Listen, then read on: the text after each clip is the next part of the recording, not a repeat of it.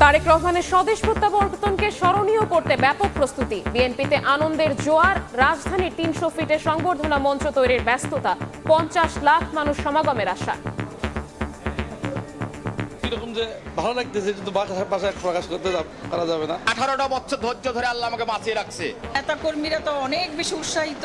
বিভিন্ন জেলা থেকে লোক আসা শুরু হয়েছে, ১/২ কোটিরও বেশি মানুষের উপস্থিতি হবে সেদিন ঢাকায়। তার যে নিরাপত্তা, সেটা বিধান করার দায়িত্ব প্রথমত সরকারের, তারপর দল।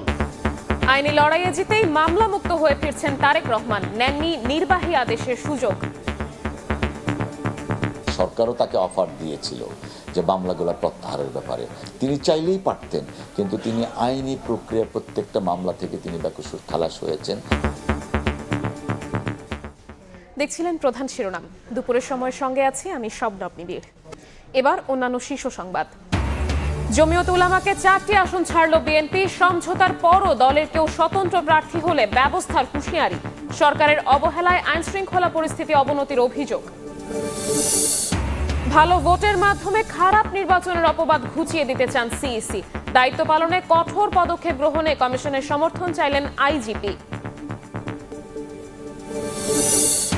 ঢাকায় ভারতীয় হাই কমিশনারকে আবারও তলব। দিল্লি, পশ্চিমবঙ্গ সহ কয়েকটি মিশনে হিন্দুত্ববাদীদের কর্মসূচির কড়া প্রতিবাদ, নিরাপত্তা বাড়ানোর আহ্বান।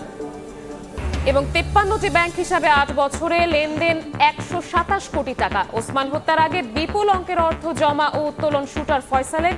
অবৈধ লেনদেনের তথ্য খুঁজছে সিআইডি।